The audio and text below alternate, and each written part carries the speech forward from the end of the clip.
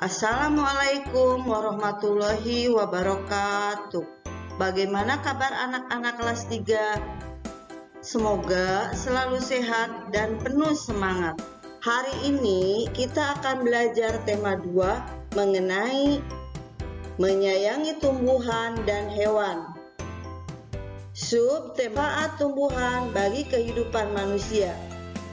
Sebelumnya, perkenalkan dulu, nama Ibu Cici Sukaisi. Ibu mengajar di SDN Kemakmuran 2, Kota Cirebon. Sebelum kita memulai pembelajaran, marilah kita berdoa agar ilmu yang kita pelajari dapat bermanfaat dan dapat diterapkan dalam kehidupan sehari-hari. Doa sebelum belajar. Raditu billahi robba wa bil islami dina wa bi muhammadin nabiyya wa rasula rabbi zidni ilma warzuqni fahma.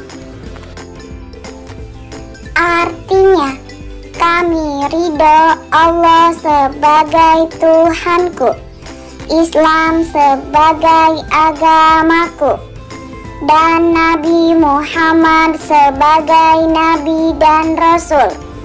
Ya Allah, tambahkanlah kepadaku ilmu dan berikanlah aku pengertian yang baik. Amin. Pada masa pandemi ini, kita harus merubah kebiasaan kita dengan menerapkan 5M, yaitu 1. Memakai masker, 2. Mencuci tangan, 3. Menjaga jarak, 4. Menjauhi kerumunan, dan 5. Membatasi mobilitas. Sekarang, Ibu akan menyampaikan tujuan pembelajaran hari ini. Tujuan pembelajaran hari ini adalah 1. Siswa mampu menguraikan pesan yang terkandung dalam dongeng, baik dalam bentuk lisan maupun tulisan yang tepat. 2. Siswa mampu mempraktikkan pesan moral yang terkandung dalam sebuah cerita dongeng dengan percaya diri. 3. Siswa mampu menjelaskan pengamalan sila pertama dan sila kedua Pancasila dengan benar. 4. Siswa mampu mempraktikkan perilaku terpuji bersyukur dan berterima kasih dengan percaya diri. Siswa mampu menjelaskan arti pola irama sederhana dengan benar. 6. Siswa mampu menuliskan manfaat tumbuhan untuk kehidupan manusia dengan benar. 7. Siswa mampu menjelaskan manfaat tumbuhan untuk kehidupan manusia dengan benar. Dan 8. Siswa mampu menemukan sifat pertukaran pada penjumlahan dengan tepat. Nah, siapa yang suka membaca dongeng? Anak-anak Ibu hebat semuanya, suka membaca dongeng. Ada yang suka membaca dongeng binatang, misalnya kancil. Ada yang suka membaca dongeng tentang pohon, tentang manusia, misalnya Timun Mas, terus Sang Kuryang, dan masih banyak lagi. Membaca dongeng itu ada tata caranya anak-anak. Coba yang tahu bagaimana cara membaca dongeng yang baik dan benar. Iya betul anak-anak. Yang harus diperhatikan dalam membaca teks. Dalam membaca sebuah teks, termasuk dongeng, itu ada beberapa hal yang perlu kita perhatikan dan perlu kita praktikkan. Yang harus diperhatikan dalam membaca teks. Lafal. Lafal adalah pengucapan kata. 1. Kita harus mengucapkan kata dengan tepat. 2. Kita harus menggunakan frasa yang tepat. Ekspresi. Ekspresi adalah penghayatan dan perasaan. Jadi, membaca teks harus dengan penuh penghayatan dan perasaan. Suara lantang. Suaranya harus lantang dan keras ya, jelas. Saat kita membacakan dongeng di depan orang lain, suara kita harus lantang agar terdengar jelas oleh orang lain, sehingga orang lain bisa menikmati dongeng yang kita bacakan. Tanda baca. Selain pada dongeng, tanda-tanda baca itu terdapat pada bacaan, dalam bacaan buku, dalam di koran, majalah, dan lain-lain. Ya, 1. Misalnya, jika saat membaca teks bertemu dengan tanda koma, maka kita harus berhenti sebentar, lalu dilanjutkan kembali. 2. Jika saat membaca teks bertemu dengan tanda titik, maka kita harus berhenti membaca. Kemudian mulai lagi membaca kalimat berikutnya. Intonasi suara. 1. Ketika menemukan kalimat yang diakhiri dengan tanda titik, maka intonasi suara harus datar. 2. Ketika menemukan kalimat yang diakhiri dengan tanda tanya, maka intonasi suara harus menurun. 3. Ketika menemukan kalimat yang diakhiri dengan tanda seru, maka intonasi suara harus agak naik. Sekarang kita lanjutkan. Unsur intrinsik adalah unsur-unsur yang terdapat dalam sebuah cerita. Unsur intrinsik dalam dongeng terdiri dari 1. Tema. Tema adalah ide utama yang mendasari sebuah cerita dongeng. Contoh tema dongeng adalah persahabatan, keluarga, dan lain-lain. 2. Latar. Latar atau tempat. Latar adalah keterangan mengenai waktu, tempat, suasana dalam sebuah cerita dongeng. Latar dibagi menjadi 3, yaitu latar waktu, latar tempat, dan latar suasana. 3. Alur. Alur adalah urutan peristiwa dalam sebuah cerita dongeng atau jalannya cerita dongeng. 4. Tokoh. Tokoh adalah para pelaku dalam sebuah dongeng, bisa hewan, manusia, tumbuhan, dan lain-lain. 5. Penokohan. Penokohan adalah karakter atau watak tokoh, misalnya baik hati, suka menolong, dan lain-lain. Sudut pandang. Sudut pandang adalah cara pengarang menemankan dirinya dalam sebuah cerita, majas, Majas adalah gaya bahasa yang digunakan dalam sebuah cerita dongeng.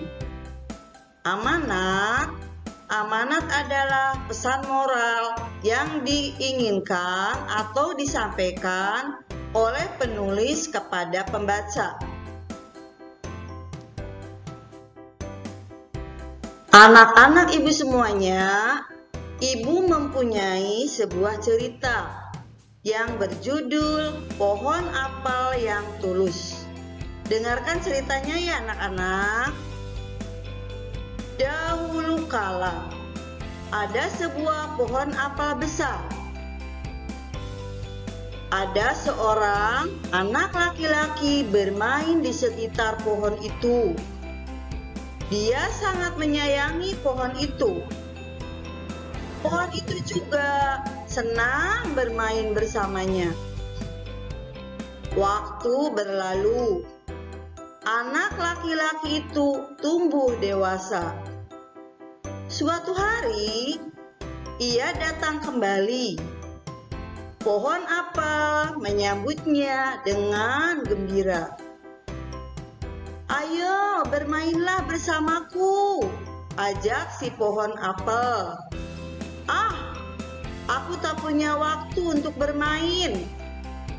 Kami membutuhkan rumah untuk tempat tinggal. Bisakah kau membantuku? Kamu boleh memotong cabang-cabang pohonku itu untuk membangun rumahmu."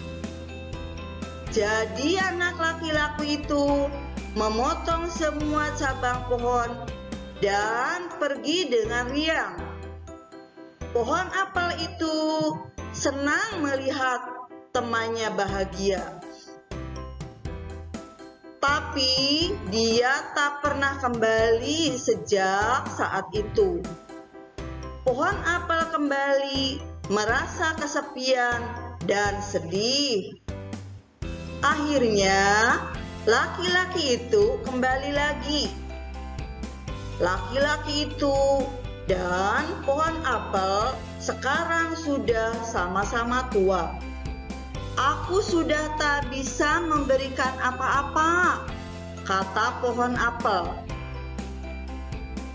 "Tidak apa-apa, aku hanya membutuhkan sebuah tempat untuk beristirahat," jawab laki-laki itu. "Baik, sisa batang pohon tua adalah tempat terbaik untuk bersandar dan beristirahat. Duduklah di sini bersamaku dan beristirahat," kata pohon apel. Laki-laki itu pun duduk bersandarkan pada pohon apel yang masih tersisa. Pohon apel pun menangis bahagia. Akhirnya mereka pun bersama lagi. Itu ya anak-anak ceritanya.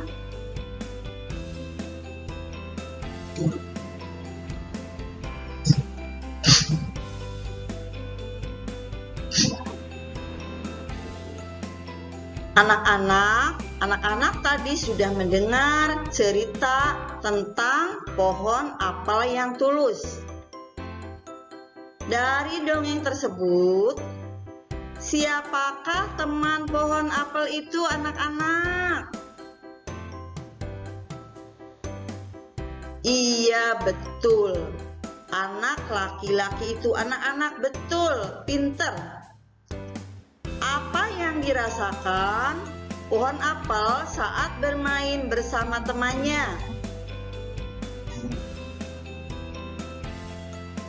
Gimana perasaannya anak-anak?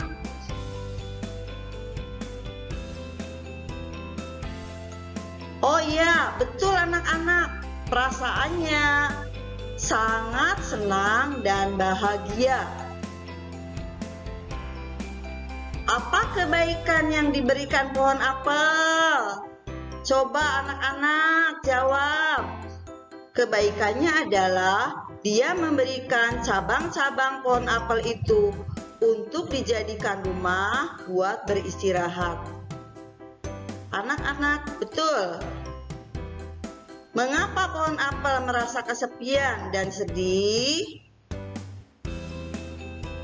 Karena anak laki-laki itu tidak pernah kembali.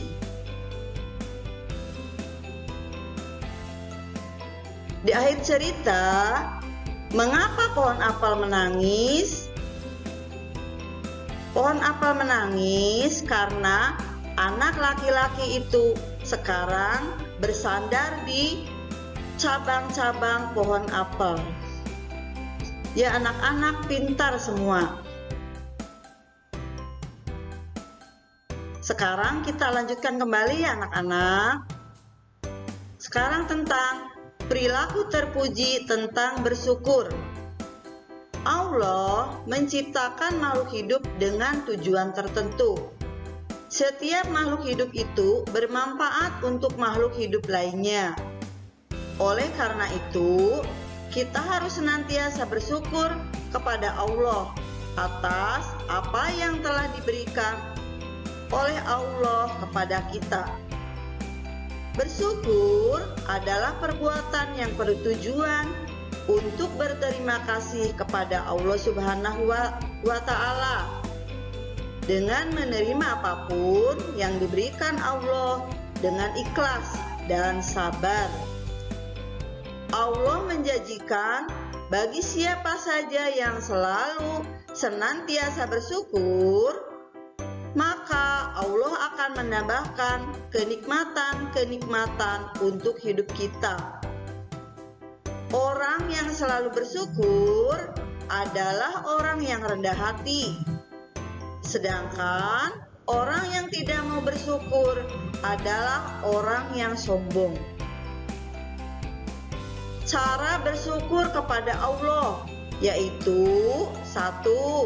Mengucapkan hamdalah. Alhamdulillahirabbil alamin. Setelah makan, diberi sesuatu oleh orang, ditolong, kita harus mengucapkan alhamdulillah, terima kasih ya. 2. Selalu mengingat Allah dimanapun berada. Dimanapun berada, kita harus berdoa dan ingat kepada Allah supaya kita selalu dijaga oleh Allah Subhanahu wa Ta'ala. 3. Berbuat baik kepada makhluk hidup lainnya. Kita harus berbuat baik kepada setiap orang, misalnya tetangga, teman, adik, dan siapa saja. Selalu tersenyum. Kalau kita bertemu seseorang, kita harus tersenyum. Berarti kita itu ramah dan orang lain senang terhadap kita. 5. Membagikan ilmu yang kita miliki.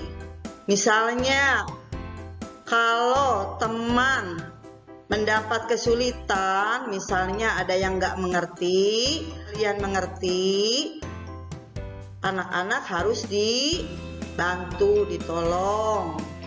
6. Menjaga kesehatan tubuh. Selalu menjaga kebersihan agar kita selalu sehat. Bersyukur merupakan perbuatan terpuji yang sesuai dengan pengamalan sila pertama pada Pancasila yang berbunyi ketuhanan yang Maha Esa dan memiliki lambang bintang. Orang yang pandai bersyukur dicintai oleh Allah dan disukai oleh teman-temannya. Sekarang tentang perilaku terpuji tentang berterima kasih. Terima kasih adalah ungkapan rasa syukur atas kebaikan yang telah diberikan orang lain untuk kita. Kita harus berterima kasih kepada Allah, tumbuhan, hewan, dan manusia. Bagaimana cara berterima kasih kepada Allah? 1. Mengucapkan hamdalah. 2. Selalu mengingat Allah dimanapun berada. 3. Berbuat baik kepada makhluk hidup lainnya. 4. Selalu tersenyum. 5. Membagikan ilmu yang kita miliki. 6. Menjaga kesehatan tubuh. Cara berterima kasih kepada tumbuhan yaitu 1. Merawat tumbuhan dengan baik, disiram, dipupuk dengan baik ya setiap hari. 2. Menyiram tumbuhan dengan air secukupnya. Jadi jangan terlalu banyak, jangan terlalu sedikit. 3. Memberikan pupuk. Biar subur, tumbuhan harus diberi pupuk. Ya anak-anak. 4. Menempatkan di tempat yang memiliki sinar matahari.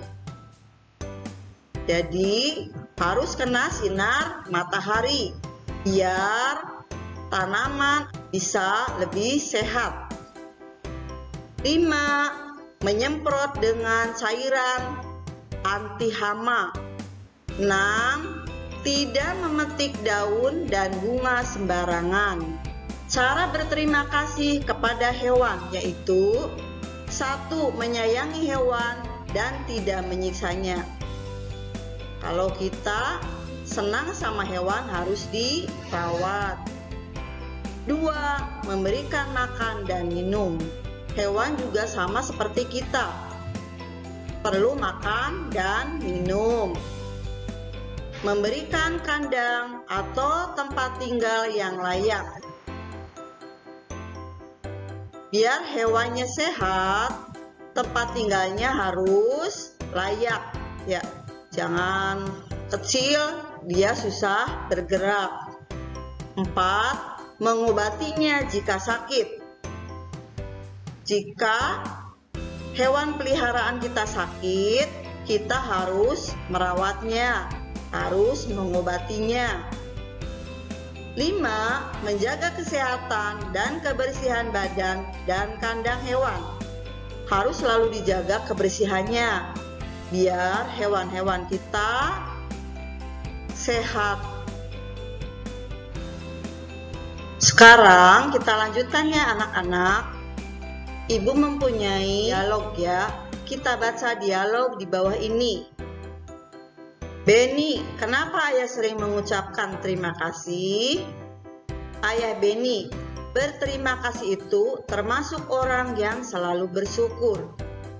Beni, apa hubungannya berterima kasih dengan bersyukur?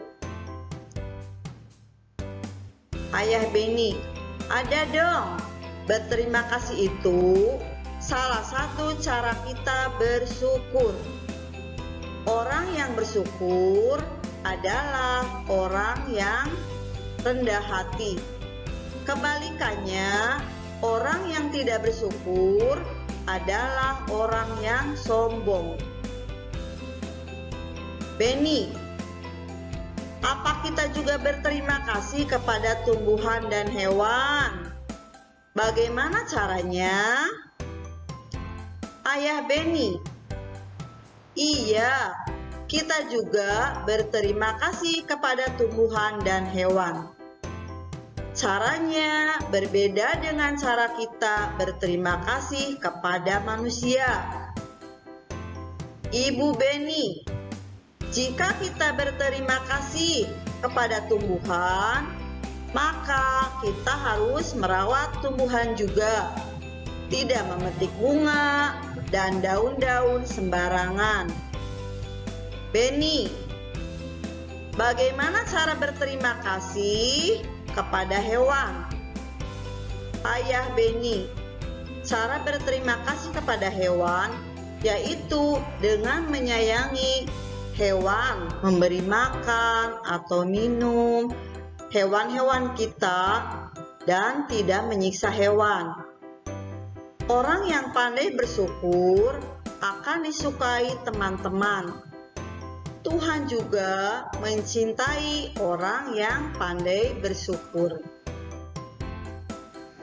Setelah tadi membaca bersama anak-anak, sekarang jawablah pertanyaan di bawah ini. 1. Kenapa kita harus berterima kasih? Karena berterima kasih menunjukkan bahwa kita menghargai dan menghormati kebaikan orang lain kepada kita. 2. Apa yang kamu rasakan saat atau setelah mengucapkan terima kasih? Kita akan merasa bahagia. Kita tentram, makin erat persahabatan karena orang lain merasa dihargai atas kebaikan kepada kita.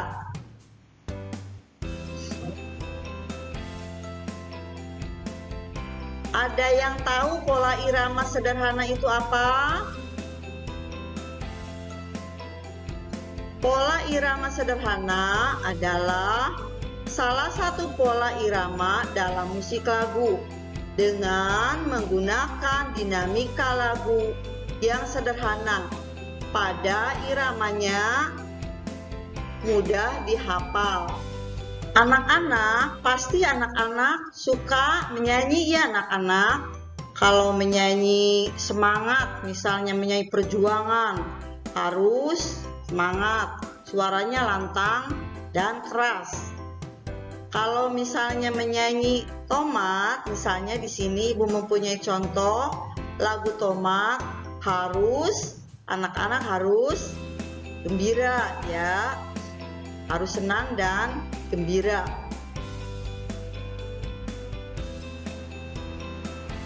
Coba anak-anak, Ibu akan mencontohkan lagu tomat. Ada yang muda, ada pula yang tua, yang muda hijau, yang tua merah. Tomat, tomat, tomat, itulah namanya, buah tomat berguna. Tomat, tomat, tomat, itulah namanya, buah tomat berguna. Anak-anak, mari kita nyanyi bersama-sama setelah Ibu contohkan tadi. 1, 2, 3. Ada yang muda, ada pula yang tua, yang muda hijau, yang tua merah. Tomat, tomat, tomat, itulah namanya, buah tomat berguna. Tomat, tomat, tomat, itulah namanya, buah tomat berguna. Mudah-mudahan kalian senang ya anak-anak menyanyinya. Semangat, walaupun tetap di rumah saja. Tahukah anak-anak, Tuhan menciptakan beragam jenis tumbuhan yang bermanfaat untuk menopang kehidupan makhluk hidup lainnya, yaitu manusia dan hewan. Tahukah kalian, tumbuhan merupakan salah satu sumber kehidupan. Tumbuhan memiliki bagian-bagian seperti akar, daun, batang, buah, bunga, dan biji, yang masing-masing bagian tersebut memiliki berbagai macam manfaat.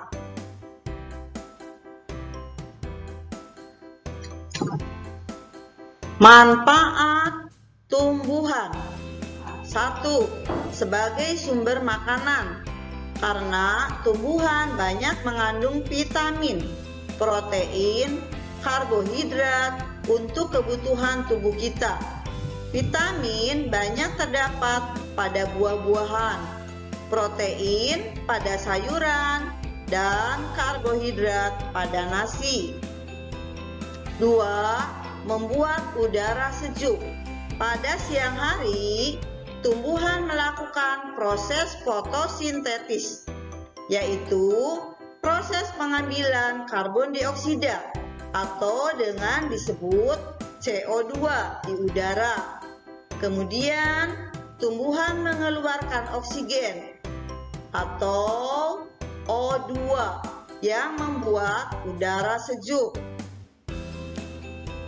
3. Sebagai tempat berteduh atau berlindung dari sinar matahari. Matahari memang sangat berguna, tapi ketika siang hari, cahaya matahari terik sekali dan dapat membuat kerusakan pada kulit kita. 4. Dapat dibuat kerajinan tangan. Contohnya rotan.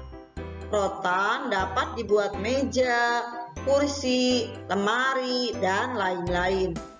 Kayu dapat kita buat lemari, meja, kursi juga, dan lain-lain. 5. Dapat dijadikan peralatan rumah tangga. Contohnya kayu dapat dijadikan sebagai gayung, sendok, meja, kursi, lemari, dipan, pintu, dan lain-lain. Sekarang kita lanjutkan tentang manfaat tumbuhan. Bahan baku pakaian. Sebagian pakaian yang kita pakai ada yang terbuat dari tanaman, yaitu kapas. Kapas akan dipintal, ditenun, dijahit menjadi sebuah pakaian yang menarik dan indah ketika dipakai oleh kita. 7. Pewarna alami. Warna kuning dari kunyit, warna hijau dari daun pandan, warna merah dari buah naga, warna oranye dari wortel, dan lain-lain.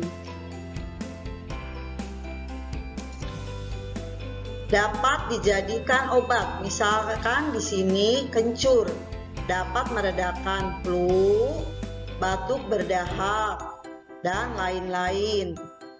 Jahe dapat menghangatkan tubuh, kunir dapat mengobati penyakit MAH, dapat meringankan penyakit panas, dan lain-lain. Itu ya anak-anak. 9. Untuk keindahan. Misalnya tanaman hias, bunga mawar, bunga anggrek, dan lain-lain. 10. Bahan baku industri. Contohnya kayu jati, kayu mahoni untuk industri peralatan rumah tangga, karet untuk industri ban, kapas untuk industri pakaian, dan lain-lain.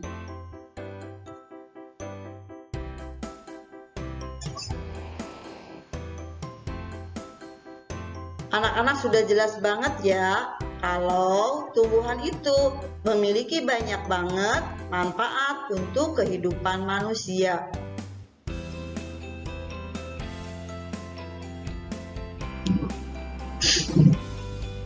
Tapi apa yang terjadi jika tumbuhan tidak ada sama sekali? Coba kalian bayangkan anak-anak, jika tumbuhan tidak ada, oksigen berkurang, terjadi banjir dan erosi, terjadi kekeringan, berkurangnya sumber makanan, terjadinya pemanasan global, kepunahan makhluk hidup.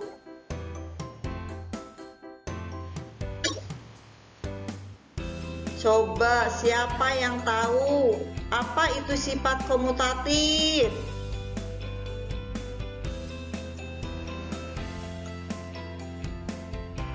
Sifat komutatif atau pertukaran adalah sifat di mana terdapat dua bilangan atau lebih apabila dioperasikan hasilnya tetap sama, meskipun dibalik sifat komutatif hanya berlaku pada penjumlahan dan perkalian.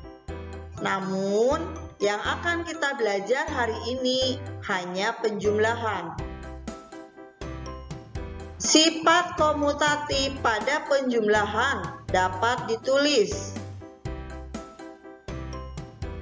A ditambah B sama dengan B ditambah A. A ditambah B adalah bilangan cacah. Bilangan cacah adalah bilangan bulat yang tidak negatif, yaitu 0, 1, 2, 3, 4, 5, dan seterusnya.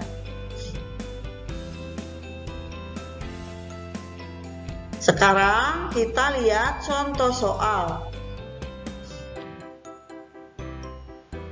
Dayu mengumpulkan biji kacang merah sebanyak 500 butir. Biji kacang merah ia letakkan pada kotak berwarna hijau. Siti mengumpulkan biji kacang merah sebanyak 610 butir. Ia meletakkannya pada kantong plastik. Berapakah jumlah kacang merah Dayu dan Siti? Sekarang anak-anak lihat yang ditanyakannya apa. Yang ditanyakan adalah berapa jumlah. Jumlah adalah banyak.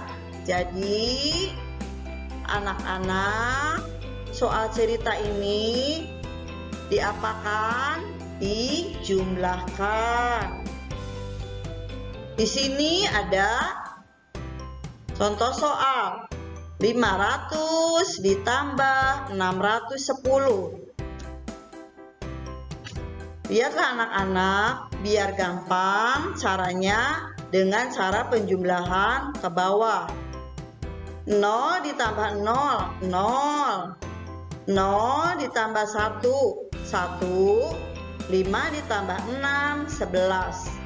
Jadi jumlahnya adalah biji kacang merah Siti sama Dayu sebanyak 1110.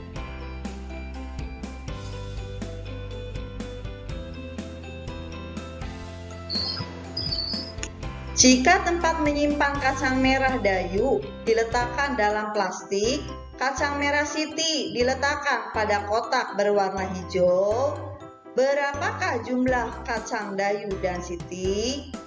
Sekarang juga sama anak-anak, yang ditanyakan adalah berapa jumlah.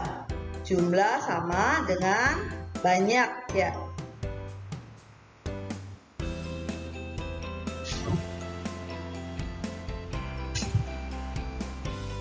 (610) ditambah 500.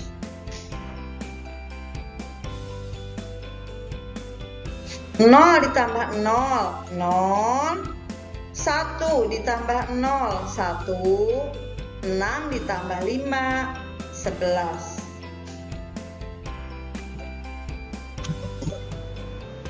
Jadi 610 ditambah 500 sama dengan 1110. Jadi jumlah kacang merah Dayu dan Siti adalah 110 butir.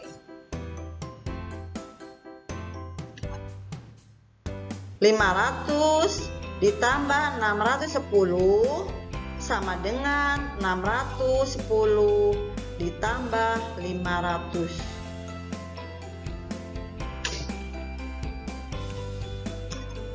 Dari pelajaran tadi, sekarang kesimpulannya adalah 1. Dongeng merupakan salah satu cerita fiksi. Setiap dongeng memiliki pesan moral yang baik dan dapat kita praktikkan dalam kehidupan sehari-hari. 2. Pengamalan sila pertama dan sila kedua Pancasila mengenai perilaku terpuji, bersyukur, dan berterima kasih. 3. Arti pola irama sederhana. 4. Tanaman merupakan salah satu sumber kehidupan yang harus kita jaga kelestariannya. Tanaman memiliki banyak manfaat untuk kita sebagai manusia. 5. Sifat pertukaran pada penjumlahan. Sekarang, Ibu mempunyai soal latihan. Lihat ya anak-anak. Nomor 1. Salah satu cerita fiksi atau bersifat khayalan yang tidak benar-benar terjadi disebut. Ayo, apa anak-anak? Dongeng. Iya, betul anak-anak. Wah, ungkapan rasa syukur atas kebaikan yang telah diberikan orang lain untuk kita merupakan perilaku terpuji tentang apa anak-anak? Ungkapan terima kasih. Iya, betul anak-anak. 3. Salah satu pola irama dalam musik lagu dengan menggunakan dinamika lagu yang sederhana serta iramanya mudah dihafal disebut. Apa jawabannya anak-anak? Pola irama. Betul sekali anak-anak. 4. Salah satu manfaat tanaman bagi manusia yaitu apa anak-anak? Supaya bumi kita tidak kekeringan atau gersang. Itu ya anak-anak. 5. 190 ditambah titik-titik sama dengan 680 ditambah 190. Coba lihat titik-titiknya. Titik-titik di sebelah kiri, mana yang belum ada angkanya dari sebelah kanan? Angkanya yang mana yang dimasukkan, yang belum dimasukkan ke sebelah kanan? Di situ baru ada 190. 680. Betul anak-anak, pinter semua. Sekian video pembelajaran dari Ibu hari ini. Kurang lebihnya Ibu mohon maaf. Wassalamualaikum warahmatullahi wabarakatuh.